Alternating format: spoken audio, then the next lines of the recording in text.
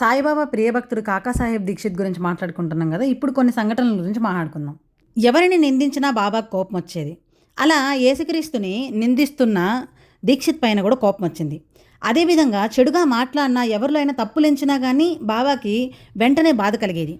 ఇలా ఆయన ప్రతి సిచ్యువేషన్లోనూ ఋతుంబర ప్రజ్ఞ, అంటే ఎక్కడున్నా, ఏం చేసినా, ఏది మాట్లాడినా నిశ్చయంగా నాకు తెలుసు అని అనేవారు. భక్తుల ప్రతిచర్యను, ఆలోచనలను గమనిస్తూ వాళ్ళ గురించి ప్రతిదీ బాబా పట్టించుకునేవారు అనే దాని గురించి ఈ వీడియోలో కంప్లీట్గా మాట్లాడుకుందాం. దీక్షిత్ ఉపవాసం ఉండాలనుకున్న దాన్ని ఎలా విరమించుకునేలా చేశారో కూడా చూసేద్దాం బాబా గారు. మరికొన్ని మధురమైన సంఘటనల గురించి కూడా మాట్లాడేసుకుందాం. దీంట్లో బాబా యొక్క దూరదృష్టి, భవిష్యత్ జ్ఞానాలు ఖచ్చితమైనవని దీక్షిత్ ఎలా తెలుసుకున్నారు, మనకు ఎలా తెలిపారు అనేది తెలుసుకునేద్దాం. అన్నీ చూసేసేద్దాం. దీక్షిత్ సహృదయుడు, చక్కటి నడవడి గల యోగ్యుడు, ఎప్పుడు ఎవరిని నిందించి ఎరగనివాడు. ఆ విషయాన్ని బాబా ఇతరుల ముందు కూడా వెల్లడించారు. ఒకసారి అన్నాసాహెబ్ దబోల్కర్తో, కాకాసాహెబ్ మంచోడు, అతను చెప్పినట్లే నడుచుకో అని చెప్పారు బాబా. మరోసారి ఆర్బీ పురందరేతో, కాకాసాహెబ్తో ఉంటూ అతనికి సహాయపడు అని చెప్పారు. అంతటి యోగ్యత కలిగిన దీక్షిత్ ఒకసారి కొంతమంది యేసుక్రీస్తుని నిందిస్తున్న చర్చలో అసంకల్పితంగా పాల్గొన్నాడు. కొంతసేపటి తర్వాత అతను బాబా వద్దకు వెళ్ళి వారి పాదాలు ఒత్తబోయాడు. బాబా కోపంగా తమ పాదాలు తాకొద్దని అతన్ని వారించారు. వెంటనే దీక్షిత్కి కొంతసేపటి క్రితం తాను యేసుక్రీస్తుని నిందించిన సంగతి గుర్తొచ్చి, అందుకే బాబా కోపంగా ఉన్నారని గ్రహించి తన పొరపాటుకు పశ్చాత్తాపడి మళ్ళీ ఎన్నడూ అటువంటి తప్పు చేయనని నిర్ణయించుకున్నాడు. ఒకసారి బాబా కాకాసాహెబ్తో, నువ్వు చెడుగా మాట్లాడినా లేదా ఎవరిలోనైనా తప్పులెంచినా ఆ క్షణమే నాకు బాధ కలుగుతుంది అని అన్నారు. ఆ మాటలు అతనిపై తీవ్రమైన ప్రభావాన్ని చూపాయి. అంతటితో అప్పటి వరకు తనలో ఉన్న కోప్పడే స్వభావం పోయి పూర్తిగా అతను శాంత స్వరూపుడిగా మారిపోయినాడు. బాబా మనల్ని ఎంత తీర్చిదిద్దుతారో, ఎలా సంరక్షిస్తారో అన్నదానికి ఇది నిదర్శనం. మరో సందర్భంలో హారతి అయిపోయిన తర్వాత బాబా అక్కడున్న భక్తులతో, మీరెక్కడున్నా, ఏం చేసినా, ఏది మాట్లాడినా నిశ్చయంగా నాకు తెలుసు అని అన్నారు. దీనినే కొద్దిమంది సత్పురుషులు మాత్రమే దానిని కలిగి ఉంటారు. కొంతమంది యోగాభ్యాసం, మంత్రశక్తి, ఆత్మలను వశపరచుకోవడం ద్వారా మనసును చదవడం, దివ్యదృష్టి వంటివి సాధించి కొంత పరిధి మేరకు వ్యక్తులు ఏం మాట్లాడుతున్నారో, ఏం చేస్తున్నారని చెప్పగలుగుతారు. కానీ సాధారణంగా అటువంటి వాళ్ళు ఎల్లవేళలా అలానే చెప్పలేరు.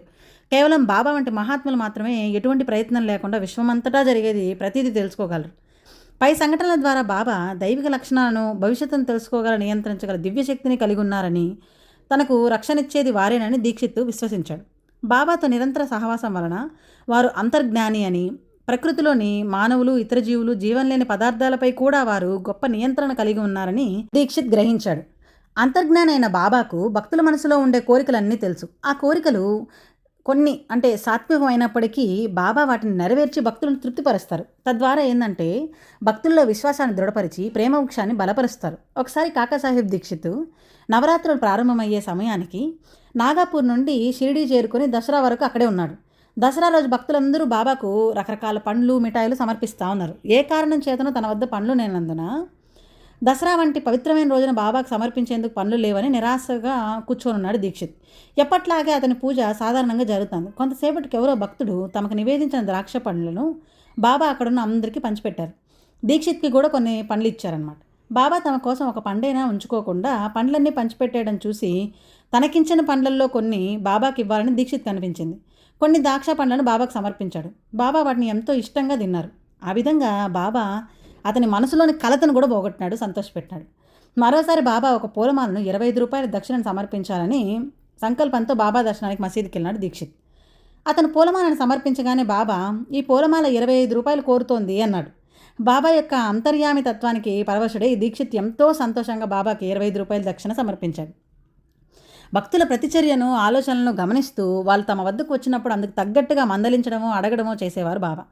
ఒకసారి దీక్షిత్ తన గదిలో బాబాకు పూజ చేసి నైవేద్యం సమర్పించినప్పుడు తాంబూలం అర్పించడం మర్చిపోయినాడు. తర్వాత అతను బాబా దర్శనానికి వెళ్ళినప్పుడు, బాబా, నువ్వు ఈరోజు నాకు నీ సేవలన్నీ చేసావు కానీ తాంబూలం ఇవ్వలేదు, నాకు ఆకివ్వు, వక్కివ్వు అని అన్నారు. బాబా తన ప్రతిచర్యను గమనిస్తున్నారని గుర్తించి బాబాకు తాంబూలం సమర్పించాడు దీక్షిత్. ఆ విధంగా అతని పూజలో జరిగిన లోపాలన్నీ బాబా సరిదిద్దారు. ఒకసారి దీక్షిత్ రాత్రులలో ఉపవాసం ఉండాలని నిశ్చయించుకున్నాడు. అర్థం లేని ఆచారాలను ప్రోత్సహించని బాబా ఆ రోజు సాయంత్రం దీక్షిత్ మసీదుకు రాగానే, రాత్రి భోజనానికి ఏం తయారు చేస్తున్నావు అని అడిగారు. అందుకతను, మీరేం చేయమంటే అది చేస్తాను బాబా అని బదిలిచ్చినాడు. అప్పుడు బాబా, ఏముంది, మామూలే, రొట్టెలు, కూర, వాటిని అక్కడే నివేదించి నువ్వు తిను అని అన్నారు. బాబా, ఈరోజు తింటాను కానీ రేపటి నుంచి రాత్రి వేళలో తినను అన్నాడు దీక్షిత్. రేపటి సంగతి తర్వాత చూద్దాంలే అన్నారు బాబా. అలా ప్రతిరోజు బాబా అతన్ని తిన్నావా అని అడగసాగారు. దాంతో ఉపవాసం ఉండడం బాబాకి ఇష్టం లేదని అర్థమయ్యి తన సంకల్పాన్ని విరమించుకున్నాడు దీక్షిత్. 1917లో బొంబాయిలో ఉన్న కాకా మహాజని యజమాని అనారోగ్యం పాలయ్యాడు. ఆ యజమాని కొడుకు కాకా మహాజనితో, మీరు షిరిడీ వెళ్ళి బాబాను సంప్రదించి నా తండ్రి ఆరోగ్యం విషయంలో చికిత్సకు సంబంధించి మంచి సలహా తీసుకోండి అని చెప్పాడు. అందుకు కాక, ప్రస్తుతం దీక్షిత్ షిరిడీలోనే ఉన్నారు, ఆయనకు ఉత్తరం రాస్తే సరిపోతుంది అని చెప్పాడు. కానీ అతని యజమాని కొడుకు, స్వయంగా మీరే షిరిడీ వెళ్ళాలి, మరేదీ నా తండ్రిని సంతృప్తి పరచలేదు అని అన్నాడు. ఈ సంభాషణ బొంబాయిలో జరుగుతుండగా అదే సమయంలో షిరిడీలో బాబా దీక్షిత్తో అక్కడ ఏమి సంప్రదింపులు చర్చలు జరుగుతున్నాయి అని అన్నారు. అర్ధాంతరంగా బాబా ఇలా ఎందుకన్నారో దీక్షిత్కి అర్థం కాలేదు, అక్కడున్న ఇతరులకు అర్థం కాలేదు. మరుసటి రోజు కాకా మహాజన్ షిరిడీ చేరుకొని తన యజమాని అనారోగ్యం గురించి బాబాతో చెప్పాడు. అప్పుడు బాబా దీక్షిత్తో, మనం నిన్న ఈ విషయం గురించే కదా మాట్లాడుకున్నాము అని అన్నారు. తర్వాత దీక్షిత్ మహాజనితో మాట్లాడిన మీదట, ఎక్కడో దూరాన బొంబాయిలో మహాజనికి అతని యజమానికి కొడుకుకు మధ్య జరుగుతున్న చర్చ అంతా షిరిడీలో ఉన్న బాబాకు తెలుసునని గ్రహించాడు. ఒకసారి అదేవిధంగా తాత్యాసాహెబ్ నూల్కర్, కాకాసాహెబ్ దీక్షిత్ తమ స్నేహితులతో కలిసి షిరిడీ నుండి బయలుదేరబోయే ముందు బాబా అనుమతి కోసం మసీదుకి వెళ్ళినారు. అప్పుడు బాబా వాళ్ళతో, రేపు ఉదయం బయలుదేరండి, కోపర్గావ్లో భోజనం చేయండి అని చెప్పినారు. వారు బాబా ఆజ్ఞను శిరసావహించి తాము మరుసటి రోజు కోపర్గాం వస్తున్నామని, తమ కోసం ఆహారం సిద్ధంగా ఉంచమని కోపర్గావ్కు కబురు పంపారు. కానీ మరుసటి రోజు వాళ్ళు కోపర్గాం చేరుకునే సమయానికి ఆహారం సిద్ధంగా లేదు.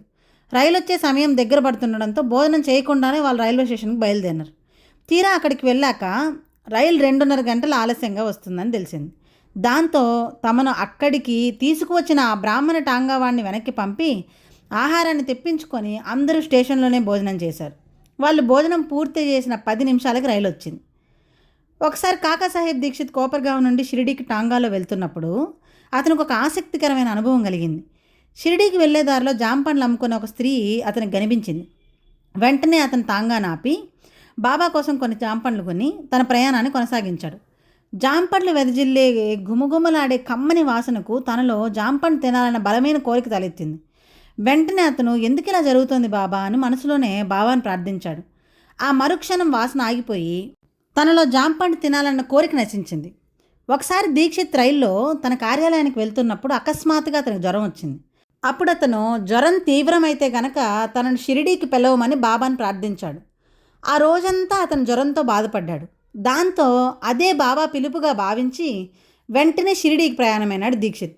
చిత్రంగా ప్రయాణ సమయమంతా తనను బాధిస్తున్న జ్వరం షిరిడీలో అడుగు పెడతానే తగ్గిపోయింది.